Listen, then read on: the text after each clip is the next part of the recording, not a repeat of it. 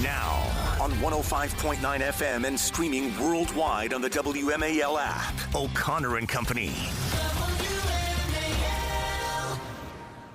It is 7:07. It's O'Connor and Company. And it's a busy Tuesday morning as we are waking up, try to assess exactly what's going on in the White House with regard to conversations over the Middle East and a potential escalation in the war efforts that Israel is engaged in against Iran. And we'll give you the details that we know coming up without speculation and without vitriol, without acrimony. I mean, that's why we don't have a popular podcast, I suppose. But we are a very popular radio show. And that's the difference. Coming up in 30 minutes, we'll check in with Colonel Jesse Curry, Executive Officer to the Army Chief of Engineers. We'll get his assessment so far as to whether there has been any significant damage to D.C.'s roads after the Army parade. It's just the funniest thing that was the biggest objection. That and Trump the King. Anyway, we'll get into all that coming up in a minute. It's Larry O'Connor with Julie Gunlock. Good morning, Julie. Morning. You going to bring some acrimony?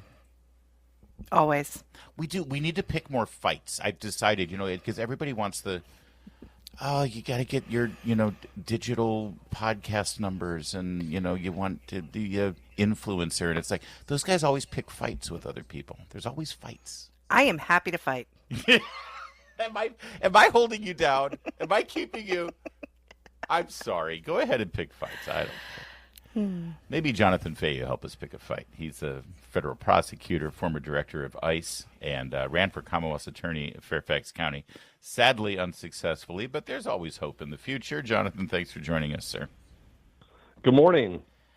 Trump announced some expansion of these ICE raids that we see. By the way, calling them raids is not 100% accurate. I mean, these are law enforcement officials. They make it sound like they drive up to a Home Depot and just round up everyone who's standing there looking for work. Based on what you know and what you're observing, it seems to me these operations in Los Angeles were very specific, very targeted to ongoing criminal activity, human trafficking, labor trafficking, and even money laundering and drug trafficking, right? I mean, that's what it appears on the outside. Well, that's what spurred this whole thing, where they were serving, judicial warrants, search warrants signed by a federal judge. So the most legitimate thing they could be doing and what they're required to do. So that's what sparked this whole the riots / protests / peaceful protests, whatever you want to call them. But all these riots, all this disruption was started, at least in this case, by them serving, judicial warrants. And you're right. They're not going rounding up people to Home Depot or any of that stuff. They're trying to get the criminals, Can I ask you to pause, Jonathan? We have a very plugged in and smart audience, but I just want to make sure that they get the distinction here. You just said they're serving criminal warrants from the bench. Very different than an people when they say due process and there's an immigration judge, I think that they get confused that it's all the same thing. An immigration judge and an immigration warrant is very different than a criminal warrant, is it not? It's an Article 2 court versus an Article 3 court. Right, and that's the funny thing, because the Democrats, some of their justification, and you've heard that actually out here in Fairfax County, that they don't want to honor ICE warrants because they're not issued by a judge. But then you have that out in L.A. when they have warrants issued by a judge, they disrupt that as well, because we all know the real reason the Democrats are disrupting this is they want all the illegal immigrants to stay because they think it will help them politically, and that's. I think most people recognize that to be the truth. The Democrats deny it, but there's nothing else that makes sense. I'm interested in a reversal that just happened. Washington Post is reporting that Trump officials have reversed guidance. Guidance came out, I think, late last week saying, hold off on going to farms, hotels, and I think restaurants were also included in that. And now they've reversed that. What was the reason for that exemption in the first place? Was it just sort of lobbying from the agriculture sector and restaurant sector? Yeah, I don't really know what went into that. It seems to me at least part of it is they're limited resources, so let's focus on the places where they're the most criminals and try to get the criminals locked up, and that's the highest priority of what they've stated they were doing from the beginning. But as far as what I know, as far as why they changed it, I don't really know, but it does make sense that they would want to focus on people that are public safety threats, and that's what their announced intent from the very beginning was. So that's why this sort of the drive into, the sanctuary cities, because the sanctuary cities, one, are encouraging the most illegal aliens to come there, and also they're protecting the most serious criminals from being deported. And Jonathan, as the president now has announced that these efforts are going to expand beyond just Los Angeles into cities like New York and Chicago, my first thought was, well, how about right here in the backyard of Washington, D.C.? If not D.C. proper, certainly Fairfax County has its series of problems, including people who the Commonwealth's attorney, whether it is part of the written statute in Fairfax County or not, they are acting as though and behaving as though they have a robust sanctuary policy by refusing to fully cooperate with ICE officials. Yeah, that's exactly right. And, whether or not you call yourself a sanctuary city, it's really what you're doing. And what they're doing is not cooperating with ICE. And what the result of that is are serious criminals being released on the street. And the other thing is that's really bad about what's going on in the Commonwealth Attorney's office is they treat being an illegal immigrant, illegal alien as a mitigating factor if you're arrested for an offense. So basically, they will give lighter plea sentences to avoid immigration consequences for illegal aliens. So, how's that for fairness to Americans? If you commit the same crime as an illegal alien, you'll get treated worse than the illegal alien. It's truly disgraceful. But the worst part of all is it's all politics, and they're willing to put everyone at risk, including the immigrant community, because they are in favor of open borders, full on. Ultimately, they always talk about it. They want a path to citizenship, which just means citizenship. And, so we know what they're doing, and it's so disgraceful that they can't even agree to kick out criminals out of this county or any of these sanctuary cities. I think what may frustrate a lot of Virginians, especially those living in Fairfax, who would like our laws to be enforced and would like law enforcement to cooperate with federal officials, is that the Attorney General, Jason Miyares, seems very plugged in on this. He seems very active. Is there something his office can do to force the hand of Commonwealth's Attorney Steve Descano? How much autonomy does Descano have here? When the governor, the lieutenant governor, and the attorney general all ran on the idea that this cannot stand? Unfortunately, the Commonwealth attorneys, or maybe fortunately in some cases, but they do have autonomy to really make almost all prosecutorial decisions. They can't create their own laws and enforce them, but you see in Fairfax County and so many of these other progressive prosecutor jurisdictions throughout the country, they simply refuse to prosecute certain offenses that they either don't agree with or have some other issues with. And it really has become a major nationwide problem, and it really spilled over into the last administration. When you sort of get back to immigration, the last administration just essentially decided the immigration laws don't have to be enforced, and now we have 10 to probably 20 million new people in this country that are costing the taxpayers enormous amounts of money and creating public safety risks. All right, we're going to have to leave it there. Jonathan Fahey, thanks for bringing your expertise to the table as the former director of ICE and former federal prosecutor. We appreciate joining us. Hopefully we'll hear from you soon when the Commonwealth's attorney job is back up for grabs. Well, thank you very much. Thanks for having me. It's 7:15. WMAL, making sense of the news. Live from the Home Paramount Pest Control Studios. Home Paramount, the leader in pest control since 1939. Baseball, Major League Baseball in particular, they're having their, they're showing their pride, I guess is the best way to put it, as they feel bullied and compelled to devote one game per June to the LGBTQIA plus community. And Sunday at the New York Mets game. Good Lord, Larry. The New York Mets game, while the national anthem was being sung. Gross. Whoever's in charge of the Jumbotron and the cameras there decided to focus on the trans flag. It's the one with the triangle. I don't know what this is supposed to. It has everything, every single color and design. It's hideous. It's aesthetically horrible looking. It's essentially become the trans flag. It's the trans flag. Yeah, but it's also gay pride, right? Because it's got the I know, as well. but this is the one that is most associated. I mean, there's also a trans. It's flag, got all the virtues that need to be signaled. Yes, is what exactly. you're saying. Yes. every box that's checked on one Yes. flag. It's like you threw it into a blender, and this is what came out. Anyway, take a listen to the crowd as the trans flag was focused on instead of the Stars and Stripes.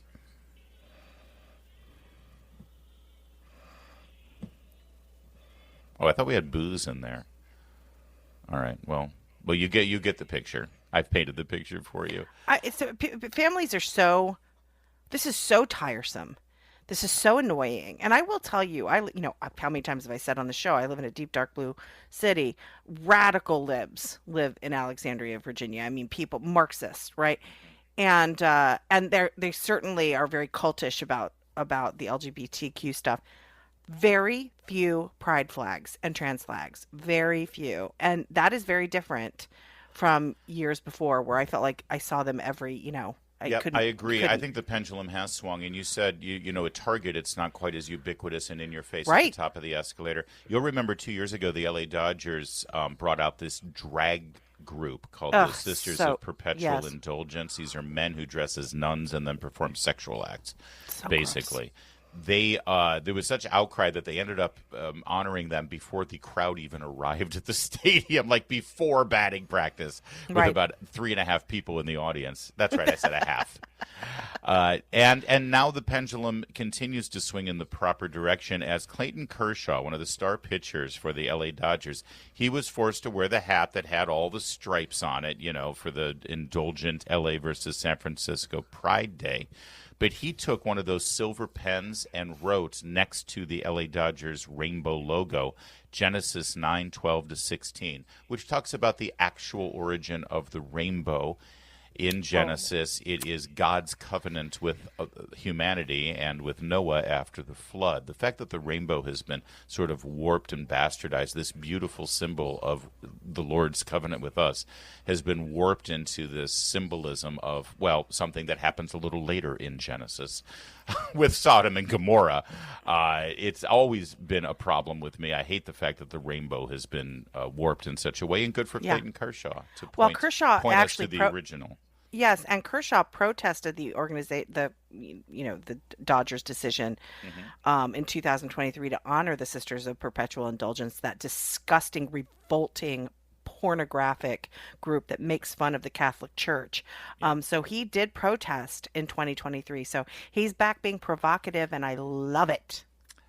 Meanwhile, at the Dodgers game on Sunday, a singer named Neza, who apparently is a Latinx R&B singer, while donning a shirt for the Dominican Republic national baseball team, was asked to sing the Star Spangled Banner at Dodger Stadium. And she sang a Spanish-language version of it, even though the Dodgers specifically told her not to do that. She went ahead and did it, then took to TikTok, crying about how proud she was of herself. I love that.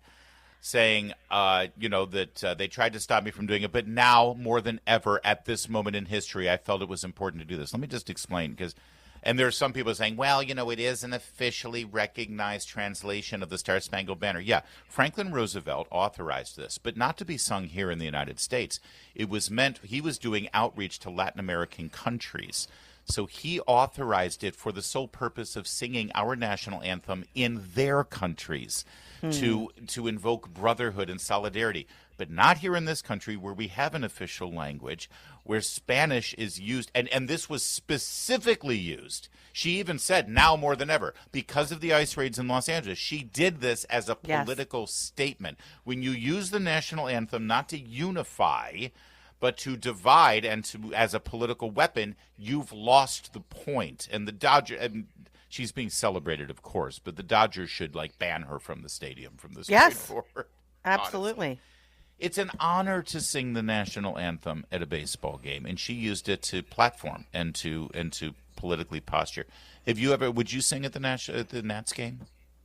Of course. I mean, I would.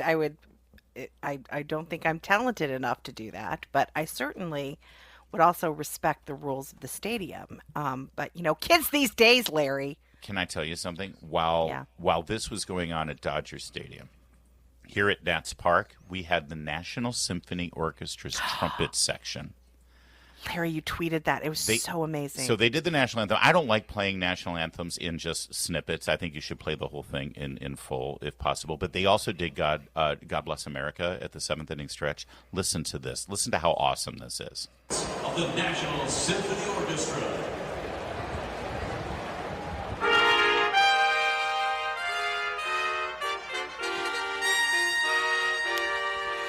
These guys are so awesome. This is the trumpet section for the National Symphony Orchestra at Kennedy Center. They're incredible. They're great. I would take that over Neza. Thank you. Day. Thank you. That is amazing. It's patriotic. It's beautiful. And those guys are awesome. And you should go see the National Symphony Orchestra at the Kennedy Center on a regular basis. It's 724. Making sense of your world. Thanks for taking my call. News Talk 105.9 WMAL. Greatly appreciated. Making sense of the news. Now on 105.9 FM and streaming worldwide on the WMAL app. O'Connor and Company. Hey there, 737 O'Connor and Company. Thanks for tuning in here to our little morning extravaganza as we get you off to work or off to school or off to whatever it is you do every day. A little better informed and hopefully a little happier. Despite the world events as we keep our eyes fixed on the Middle East and anything coming out of the White House with regard to the U.S.'s potential increased involvement in those events. It's Larry O'Connor with Julie Gunlock. I introduce you just as you're taking a sip of your coffee. Good morning. Thank you. Is it tea or coffee today? Are you coffee? Yeah, baby. Coffee. Joining us right now is Colonel Jesse Curry, Executive Officer to the Army Chief of Engineers, because Colonel Curry, I'm told that celebrating the Army's 250th anniversary may be a really great idea, but what about the asphalt on the beautiful roads in D.C.? Those tanks, you're going to tear things up. Well, did you? Did you tear up our roads? Yeah, well, thank you. And thanks for having me on this morning. It's a pleasure to be here. And, the short answer is no, they did not. A lot of work went in advance to make sure that they wouldn't. But we had confidence from the beginning based on really the best engineers the Army has, the best engineers in the world, working with National Park Service and others to ensure that we would not damage the roads. And that's exactly what didn't happen. It's almost like you guys know what you're doing when it comes to what these tanks might or might not do. It was the issue that everyone told me, and this is what I've been researching. It's when those tanks turn. You know, unlike rubber tires on a four-wheel vehicle, when those treads with the weight and everything sort of makes a pivot and makes a turn, that's where you can get some tear-up issues.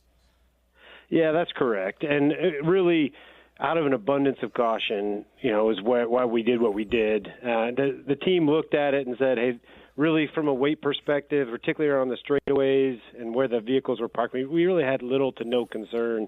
It was where they had, like you said, turn. And just that twisting motion and one track remaining stationary and the other one turning, kind of pivoting there, was really the main concern that we had. And that's why those downtown in the D.C. area saw the metal plates go down to give those tank operators just an easy pad to turn on.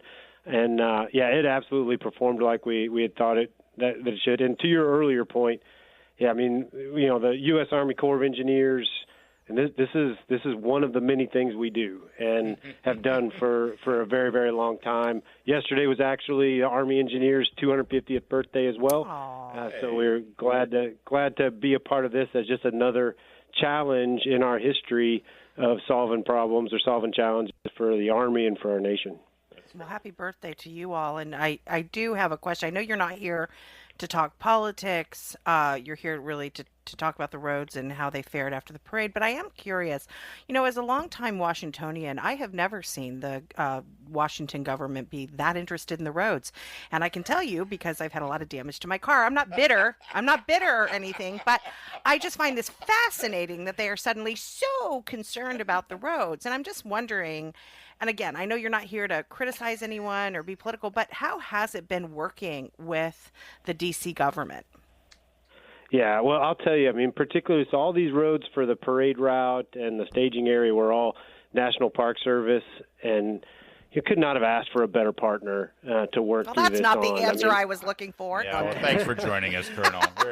We're looking to stir up stuff here. No, I'm kidding. Go ahead. Yeah. Well, I mean, I would say that, I mean, really from the beginning, they came alongside us. I mean, and we brought our engineers to the team, and, they came alongside us and were very flexible, and they worked with us throughout. And just to be, as an example, I mean, immediately after the parade, it was our folks down there on the road and members of the National Park Service walking the parade route to look for any type of damage, because, they care about those roads just as much as we do. Sure. And, when it comes down to the individual, public servants doing this work, everybody wanted to see the opportunity to honor and celebrate, 250 years of service and sacrifice of America's soldiers, and not have a distraction of roads being damaged and the things that some out there were concerned about. But again, we were confident from the beginning wouldn't be a big problem. Mayor Bowser, the mayor of D.C., got a lot of headlines last week by putting these warnings out there saying that you got to provide millions of dollars to repair the roads, and a lot of people in the media picked that up. You've gotten apologies from all of these people, right? They've all called you, sent you cards, flowers. Hey, sorry about that. Thanks. Everything's fine. No, and I mean, and that's not necessary or expected. I mean, we were given the mission to protect these roads, and are proud, very, very proud with the capability that we were able to demonstrate. I mean, I think when you saw the tanks and everything rolling down the, Constitution Avenue, I mean, that was a demonstration of the most powerful, most lethal, most advanced Army in the world. Absolutely. What you didn't see out there was also everything that the Army has behind that makes it possible. And one of those things is our engineers. So we got to demonstrate that as well. Final question here to that end. There are a lot of young men and women out there listening. They're on the way to school. Maybe they're about to graduate high school next year, or maybe they've just graduated. And they've learned, STEM stuff, technology, engineering, but they, for one reason or another, pursuing an engineering career in the private sector, going to work for some big tech overlord, it doesn't really sort of juice them up. It doesn't get them excited. Just take a minute here to pitch the idea of being part of the Corps of Engineers for the military, whether it's for you guys or the Seabees are amazing over in the Navy. We're a Navy family. What is it about being a military engineer that really is a satisfying and exciting career?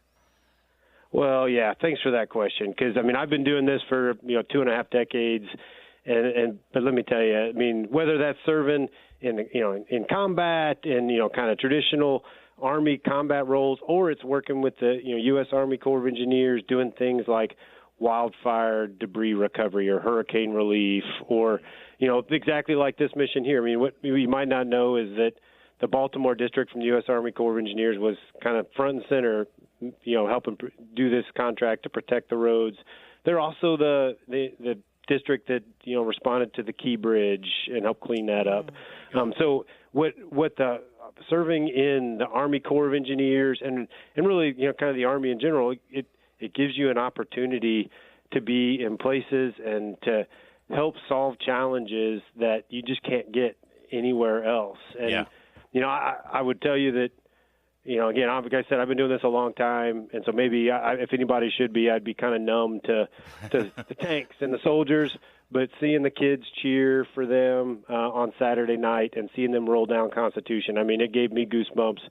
And, that's all of us. That's what's different about coming and working for the Army and the Army Corps of Engineers. Absolutely. Real-world solutions to very real-world problems. And you see the direct results there with the people that you help when they're really needing something. It's very cool to see. And the engineers do not get enough attention, so we were glad that we could focus on it for you. Thank you, Colonel. Thanks for your service, and happy birthday. Yep, thank you very much.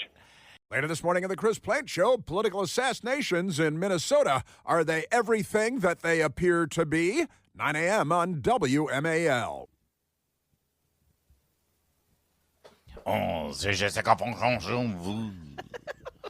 Voulez-vous vendre des escargots? Non, champagne. Who doesn't love France? Okay, everybody put your hands down. But a lot of people save their money to go on vacation in France. And if you go to France, have you been to Paris, Julie Gunlock? Yes, I have. I've been there one day, and I took pictures in front of everything. Did not go inside. Well, I went to a cafe. I ate there, but I didn't actually. But you were also in Burgundy, weren't you? In Burgundy, and that's true. That's different than Paris. Yes. But in Paris, they're having trouble. Because imagine saving all your money, going to Paris for your vacation for this summer, and you can't get into the Louvre. Not because there's some holiday or anything. Not because there's some disaster. Because the freaking French employees go on strike. Because working is hard. Yes, because that's exactly why. That's exactly why you're making us work too hard. Honestly, they are very lazy. I love them and I love their food, but they are very lazy people. Here's what happens: they had a meeting about some issues at the museum, and then they just decided, "Oh, that's it. We're done. Fini. I think it's fini. We're gonna go, and we're gonna go on strike, and we're gonna walk off the job, and we don't care if tourists are standing in line because we need to drink our champagne." I mean, these people take like 3-hour lunches. It's and it's fine. The it's rules fine. with these that they're lazy and they're surrender monkeys, as we know. Oh yes. And their first lady has boy parts. Stop. It's ridiculous.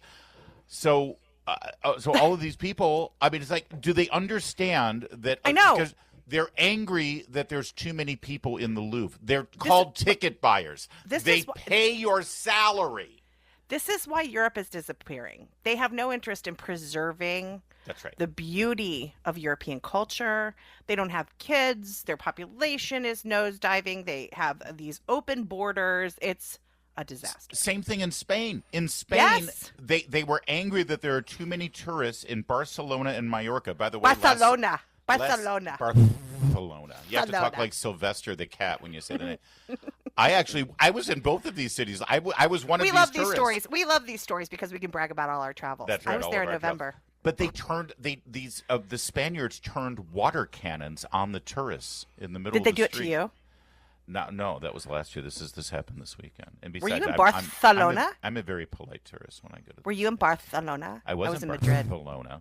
Oh. And Mallorca. I went to both of those places. They're fabulous, except for all the Spaniards. Here's the thing. Europe needs to understand something. They're just one giant theme park, okay? The only reason anyone cares about Europe is because we like to go, walk around, and eat. Look at things and eat, and then leave, all right? Yes, you don't do anything else. There is no other thing There's no reason to go. No. Seriously. Couple cathedrals. So if you don't want us to, we won't. I mean, honestly, yeah, fine. We're fine with that. Italy's another story, though. We like Italy. Italy's fine, right? They're disappearing too. They need to have more babies. What is wrong with them? It's 7:53.